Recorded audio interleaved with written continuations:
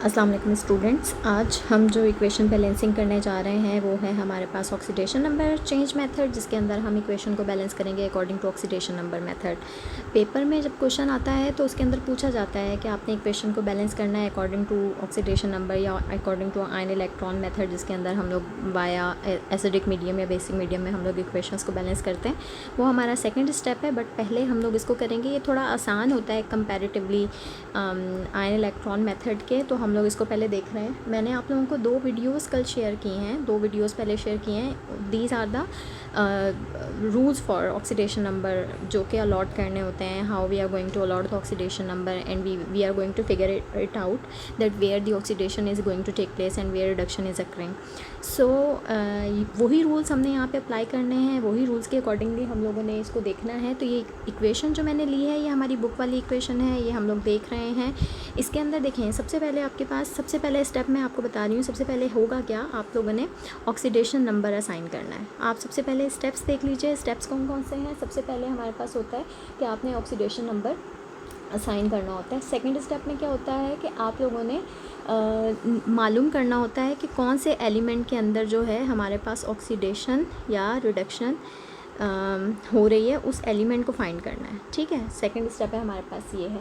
Third step में हम लोग क्या करते हैं कि हम लोग एक ब्रिज बनाते हैं, वो मैं आपको भी बना के बता दूंगी कि कहाँ इलेक्ट्रॉन लॉस हो रहे हैं और कहाँ गेन हो रहे हैं। देखें, इक्वेशन के अंदर आप लोग यहाँ पे भी देख रहे हैं 3 चीज़ें हैं, 1 2 3। तो ऐसा नहीं है कि ये सारे के सारे एलिमेंट्स ही ऑक्सीडेशन कर रहे हैं या रिडक्शन कर रहे हैं। तो यहाँ से कोई 2 एलिमेंट्स होंगे, कोई एक होगा जो ऑक्सीडेशन कर रहा होगा, कोई एक होगा जो रिडक्शन कर रहा होगा। तो हमने सिर्फ उन एलिमेंट्स को जो है वो फाइंड करना है। ठीक है, सो ये यहाँ पर थर्ड स्टेप में बुक के अंदर हमें बताया जाता है। जो स्टेप्स हैं बिल्कुल उसी बुक के अकॉर्डिंगली आपको ईच एंड एवरी स्टेप उसी पैटर्न पे लेके चलूँगी, ताकि अगर आप बुक रीड करते हैं तो आपको उसकी भी समझ में आ जाए। Bridge between elements which are going with the oxidation and reduction, ये देखेंगे।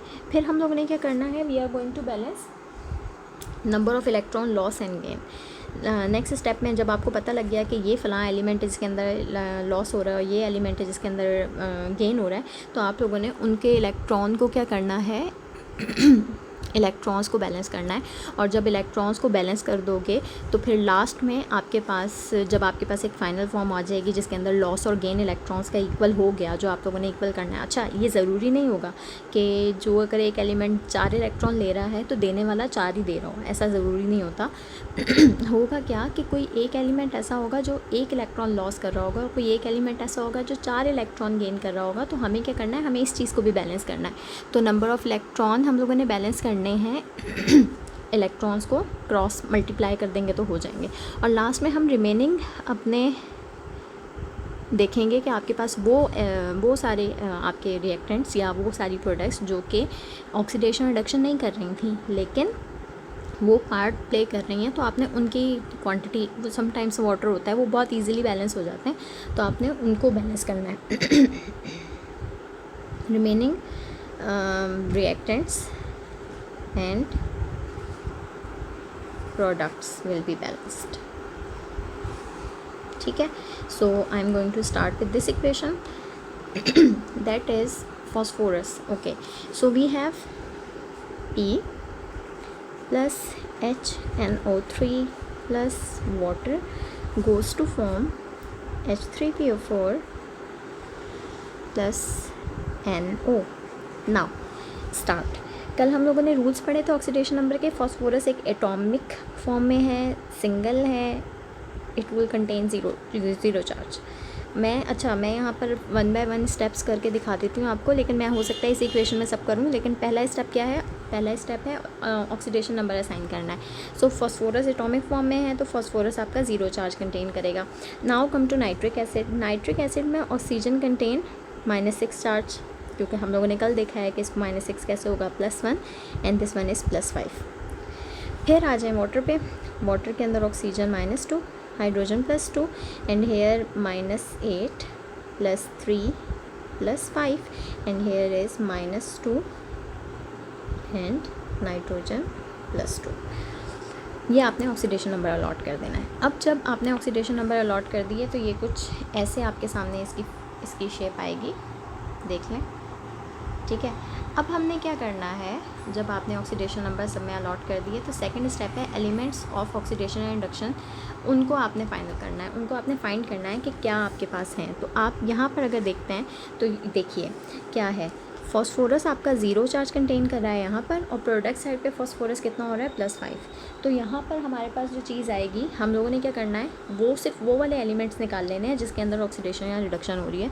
तो सबसे पहले तो आप फॉस्फोरस को लिख दें, goes to form with H3PO4 and we can see phosphorus is going from 0 to +5। it means कि +5 का मतलब क्या है, इलेक्ट्रॉन का लॉस, यानी कि आपका जो फॉस्फोरस है वो इलेक्ट्रॉन्स को लॉस कर रहा है। अच्छा, यानी कि उसकी हो रही है फॉस्फोरस की ऑक्सीडेशन।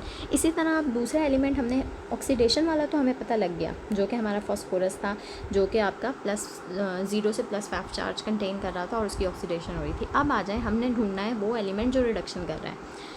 रिडक्शन देखिए जनाब, यहाँ पर आपके पास हाइड्रोजन +1 चार्ज कंटेन कर रहा है। प्रोडक्ट साइड पे देखिए हाइड्रोजन +3 चार्ज कंटेन कर रहा है, बट इट डजेंट मीन कि हाइड्रोजन लॉस कर रहा है, नो। यहाँ हाइड्रोजन कितने हैं, यहाँ हाइड्रोजन 1 है, यहाँ हाइड्रोजन 2 है और यहाँ हाइड्रोजन 3 है। तो एक के हिसाब से अगर आप चार्ज निकालने की कोशिश करोगे तो एक के हिसाब से तो +1 ही आएगा ना। तो यहाँ हाइड्रोजन के अंदर कोई चेंज नहीं आ रहा। साथ में ही हम ऑक्सीजन देख लेते हैं। ऑक्सीजन अगर आप लोग यहाँ पर देखते हैं तो ऑक्सीजन आपके पास -2 है और इस साइड पे -8 है, लेकिन क्वांटिटी देखिए, ऑक्सीजन 4, ऑक्सीजन 1 के ऊपर -2 है।